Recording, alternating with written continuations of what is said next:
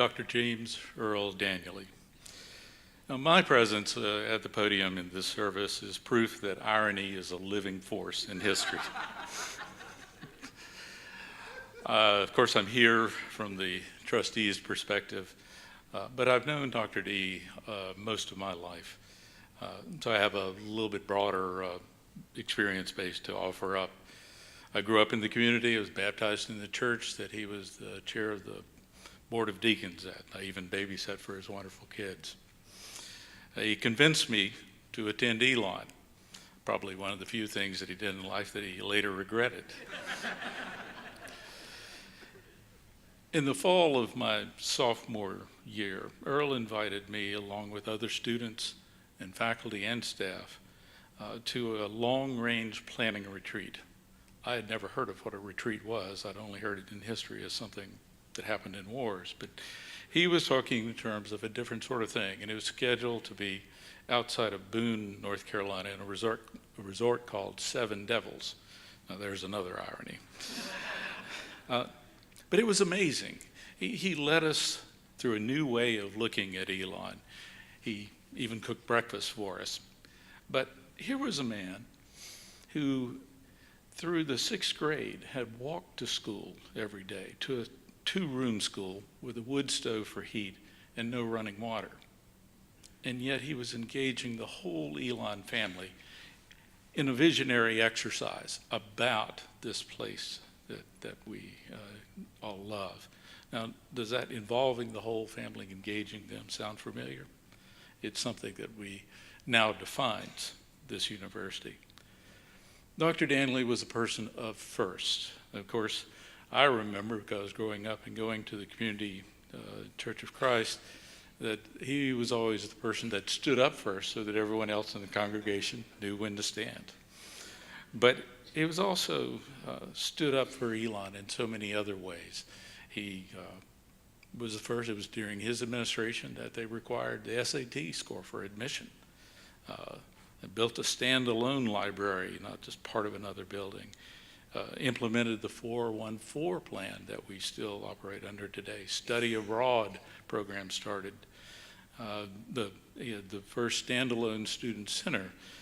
I, as a student government officer, got to use that office. More on that later.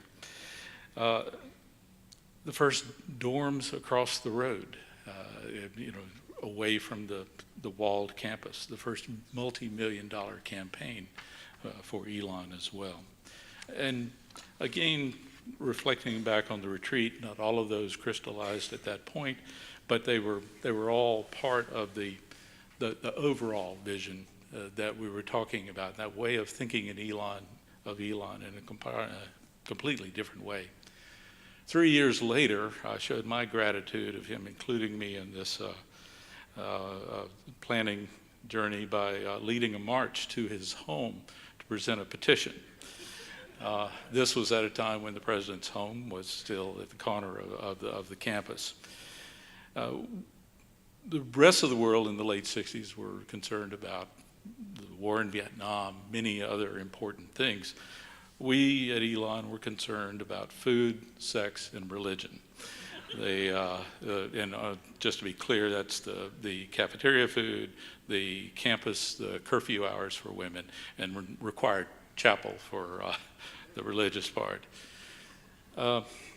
Years later, he loved to point out that student unrest at Elon was different from the rest of the world because he heard me say to the group of students, stay off the grass. and what's neat is that he thought I was talking about his lawn.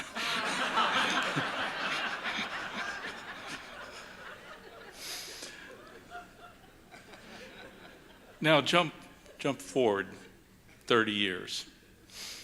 At that point, I'd already been on the board of trustees for a number of years, had chaired a long-range planning committee of our own called the Elon Vision, and had served as chair of the presidential search committee that found Leo Lambert.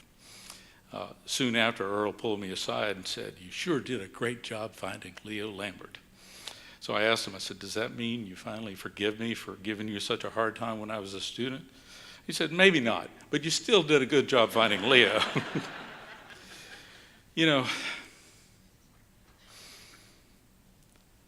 we shall miss his smile, his wit, his passion for this place, his roses, his birthday cards. I'm tempted to say, raise your hand if you got one from him, because most of us did. His handshake, it wasn't just firm, but it warmly enveloped your hand.